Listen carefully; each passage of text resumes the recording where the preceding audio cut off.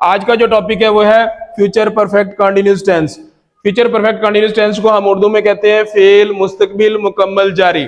इसकी आइडेंटिफिकेशन ये है, फिक्रे के लास्ट पे रहा होगा, रही होगी, रहे होंगे और साथ में टाइम आएगा। इंग्लिश करते वक्त इसका जो फार्मूला है, सबसे पहले सब्जेक्ट है, विल हैव बीन लगेगा या फिर शैल हैव बीन लगेगा। विल हैव बीन लगता है आई और वी के अलावा। अगर आई आ जाए तो फिर शैल हैव बीन करना है, वी आ जाए तो फिर भी शैल हैव बीन करना है। आई और वी के अलावा कोई भी सब्जेक्ट आ जाए, सबके साथ आपने विल हैव बीन करना है। विल हैव बीन या शैल हैव बीन के बाद ये फर्स्ट फॉर्म है, आईएनजी है, ऑब्जेक्ट है, सिंस या फॉर के साथ फिर टाइम आएगा।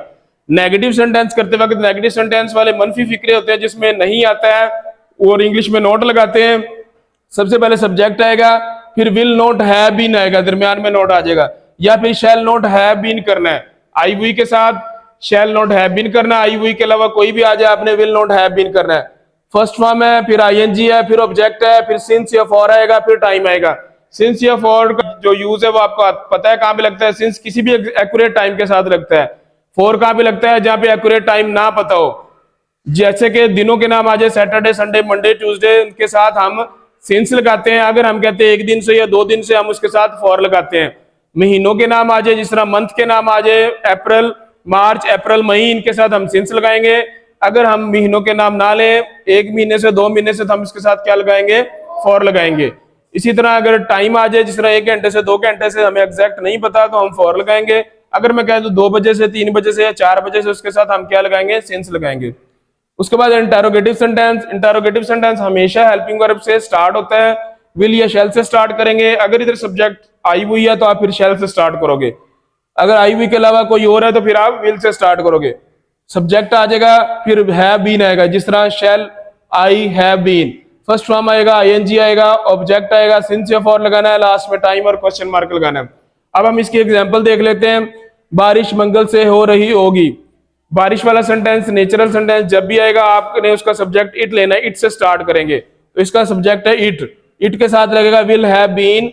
फर्स्ट फॉर्म है रेन, बारिश को हम रेन बोलते हैं, रेन आएगा और साथ में आईएनजी आएगा। रेनिंग सिंस ट्यूसडे, दिन का नाम आ गया है तो आपने सिंस लगाना है और ये कैपिटल में लिखना है। दिनों के नाम जो होते हैं ना, Saturday, Sunday, Monday, Tuesday, capital से लिखते हैं। ट्यूसडे का टी कैपिटल में लिखना है, फुल स्टॉप आ जाएगा। बारिश मंगल से हो रही होगी, it will have been raining since Tuesday. उसके बाद नेगेटिव नहीं वाला सेंटेंस आ गया, बारिश मंगल से नहीं हो रही होगी, तो इसमें नोट आ जाएगा, it will not have been raining since Tuesday. ठीक है। उसके बाद अगला सेंटेंस है इंटरोगेटिव।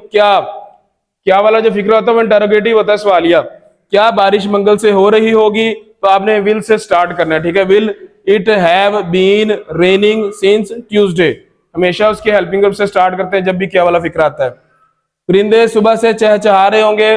बर्ड्स आई और वी के अलावा सब्जेक्ट है बर्ड, तो हम इसके साथ विल हैव बीन लगाएंगे। विल हैव बीन, चहचहाने की इंग्लिश होती है चिर्प, तो उसके साथ हम आईएनजी करेंगे, चिर्पिंग सिंस मॉर्निंग। सुबह से के साथ, सुबह का क्योंकि फिक्स टाइम है, एक्यूरेट टाइम है, दिन के नाम आ जाए, सुबह, दोपहर, शाम, since morning, since evening, since night, हम तो इसलिए सिंस मॉर्निंग करेंगे।